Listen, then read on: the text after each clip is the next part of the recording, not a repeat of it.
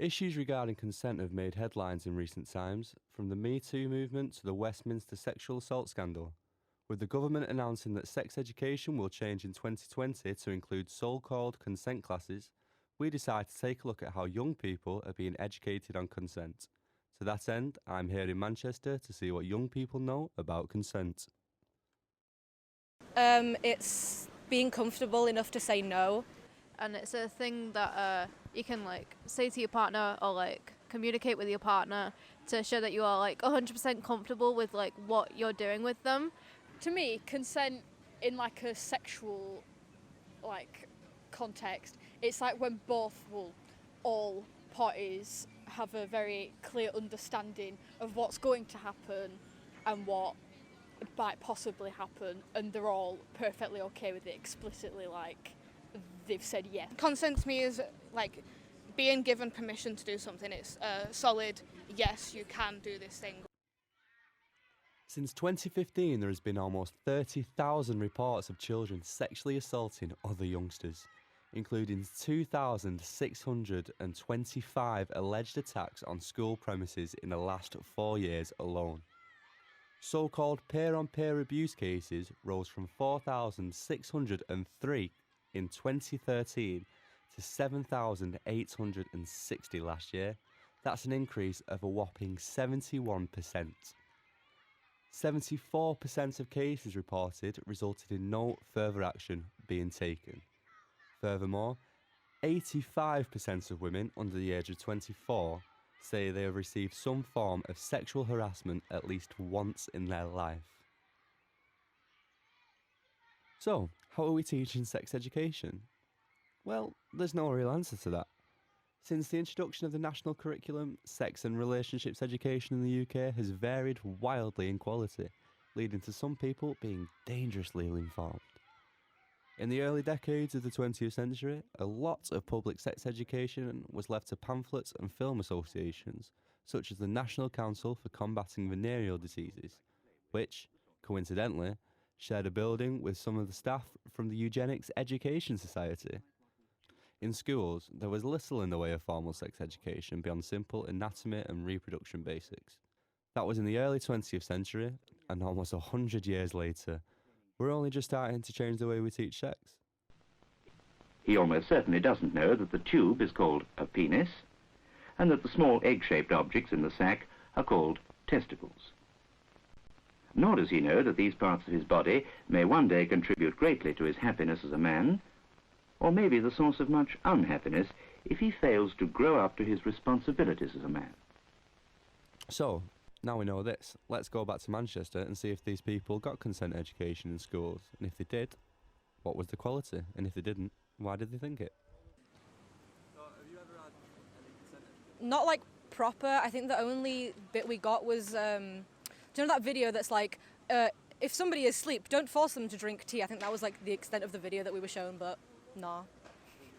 A little bit. It wasn't very in-depth. It was just, again, it was just sort of a video. Can I ask you as well, have you ever had any education consent in school? No. So, we've established that, but how is consent being taught today? Well, we went to Broadfield Community Primary School to find out.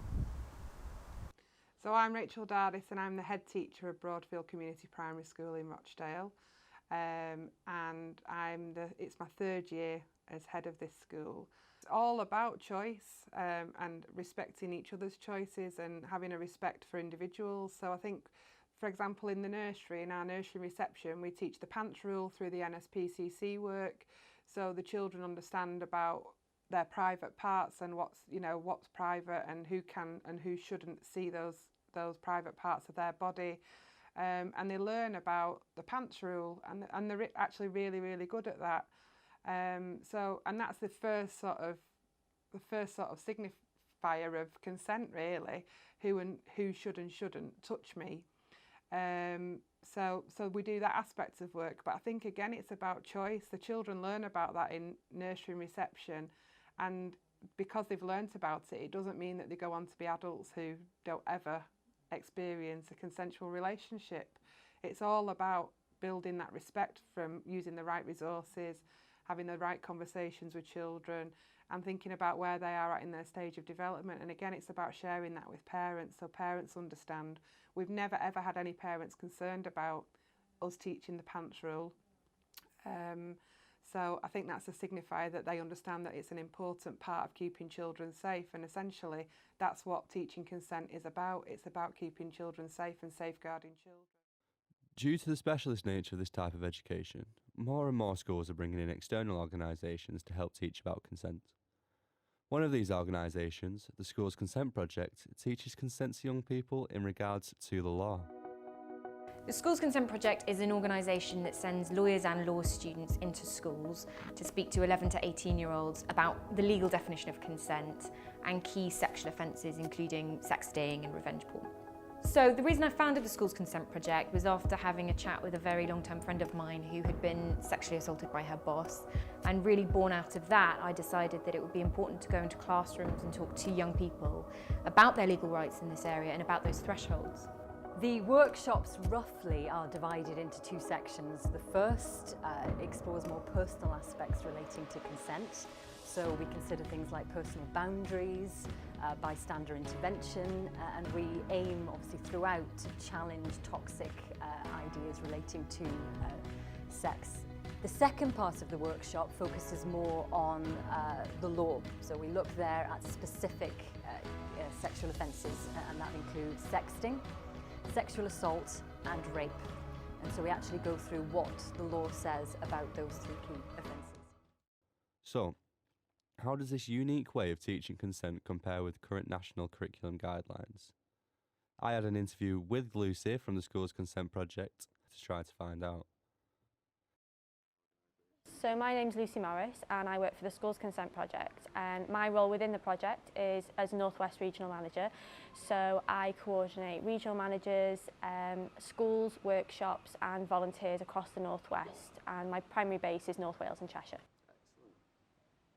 Consent education is very much a very new and upcoming sort of concept in education across the UK. So although it is, a very it's a topic, obviously it's been around for, well, however long sex has been around essentially, but it's still, the UK schools are still trying to get to grips with it. So even though it's a very massive topic at the moment, with it being in newspapers, in the media and things like that, and sexual assault and rape, particularly in the film industry, has really hit the headlines in recent years, it's still sort of a taboo subject across schools. So we don't think that teachers have the support that they need to be able to educate on consent and things like that. It's still a subject that people are reluctant to teach, and it's also a little bit of a blurred topic for students as well. Yeah, Students are aware of what consent is. They're not always wholly aware of how to show that they're consenting or recognise that somebody else is consenting, or indeed withdrawing consent. So that's what we like to touch on. As well as talking about the law on consent, we also cover bodily boundaries and sort of the personal impact that lack of consent and sexual offences can have on an individual. So we do find that they are normally quite engaged, because it's obviously not a topic they are wholly familiar with, and it's not a topic that people are openly discussed with young people either. So law's not a core topic, it's not something they're familiar with, and I think that no one's saying the law's perfect, but it's a good framework to begin consent education on. No one's here to tell young people what to do and what not to do. We're simply telling them this is what the law states, and this is the repercussions if these laws are broken, and this is how you identify someone's consenting, this is how you identify someone's withdrawing consent. It's essentially arming them with the skills and knowledge that they need to make informed decisions for themselves and for others as well. The law governs everything. There's rules for everything, there's laws for everything. But students, this is something very new. They're going through an awful lot in school. It's a very tricky stage. A lot of the workshops we deliver to are around ages 15, 16, around year 10, year 11. Students have got an awful lot going on, exams, different pressures at those sort of ages. So we think that the law, it's very black and white, and they should be informed about what governs them basically. The law states that it's illegal to have sex under the age of 16. If something applies to them, then they need to know about it. So we have seen how schools teach consent. But to remind ourselves why we need this kind of education, it's vital to understand what happens when the education system fails and people fall through the cracks. Almost 2/3 of students and graduates at British universities have experienced sexual violence. That's 70% of female students and 20% of male students. Durham University recorded the highest number of sexual assault cases over 7 years, with 88 prosecuted cases. In reaction to this, the university introduced new sexual violence and misconduct policies and introduced a compulsory consent class for all first-year inductees.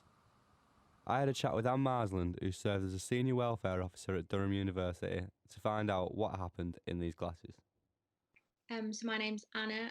I was the former senior welfare officer at my college, Collingwood in Durham. So as part of that job, I ran the consent workshops for all the first year students. They were compulsory for all 470 odd first years. So I got 13 other students trained to deliver the workshops, and then together as a team we delivered the hour-long workshops to groups of a maximum of 30 students at a time to sort of level the playing field of consent education for all incoming students in our college. What's your opinion of the current standard of consent education in the UK?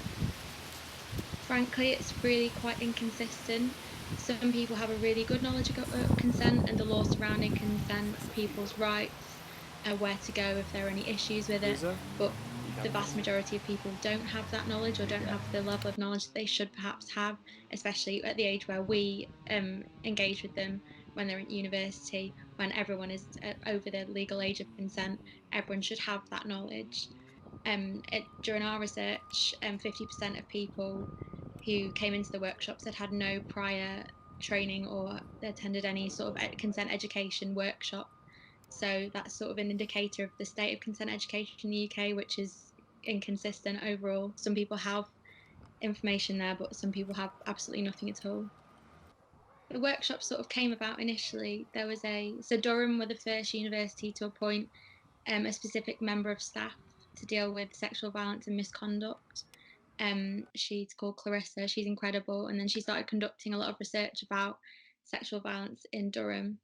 And as a result, the university received a lot of press coverage because all these figures were released about how high the levels were. It was up to about half of female students had recorded being victims of sexual assault, ranging from receiving unsolicited messages to the more serious offences such as rape. It was quite shocking. And as much as that was sort of symptomatic of having somebody there to do the research, it was still, opening people's eyes to the fact that this is still a really huge problem. However, with all these changes to sex education and such an emphasis being placed on consent, could it be possible that we're putting fear into the hearts of young women before they even get to school leaving age? And also, could these classes promote a fear that is perhaps out of proportion to reality? I don't think so, because the reality is that sexual assault and rape figures are rising at a worrying rate, and those are only ones that are recorded and reported.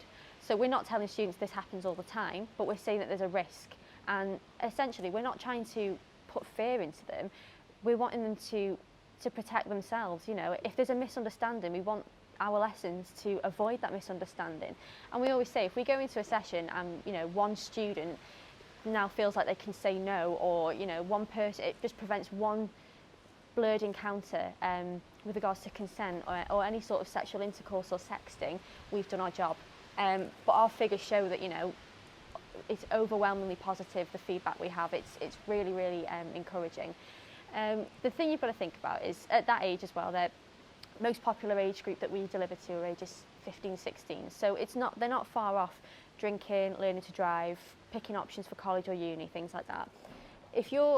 This is what I say to teachers, if they're learning to drive and you make them aware of the implications if you're caught speeding or drink driving, students don't think, well, I'm never going to drive again now because I know what can happen if I'm caught speeding. And it's the same with this. Students don't think, I'm never ever going to have sex now, I'm never going to pick up a mobile phone again because of the risk of sexting or the risk of rape. It's just simply making them aware of the risks, and they need to know it as well. So, do we need to improve consent education? And if so, how do we do it? Well, I asked about, and it seems some people have some answers. So I'm the chairperson of the Rochdale Heads, who are currently looking at how we can deliver RSE in 2020 in a way that supports our communities but also gives our children the opportunity to access what the government want them to have in the statutory guidance. So we're a small group and we're slowly growing because schools are recognising that this is a much wider issue for our community. There is concern about the resources that schools will use. There's concern about the level of LGBTQ+ materials. There's a concern that we may be promoting lifestyle choices to children that perhaps don't align with religious beliefs or personal beliefs.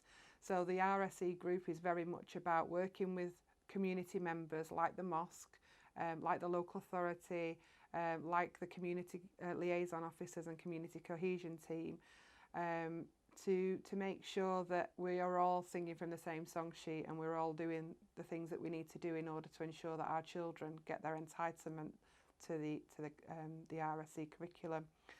I think that consent education, our goal in the SCP is to have consent education in every classroom in the UK. It's necessary. Like I say, not always if, you know, in the realms of sexual intercourse, if you've got a particularly young group or if you've got a group of students with additional learning needs or things like that, you can cater the topic of consent completely away from the realms of sexuality and just tackle it on its own. But consent is a massive topic and it can have catastrophic consequences if not understood or taught.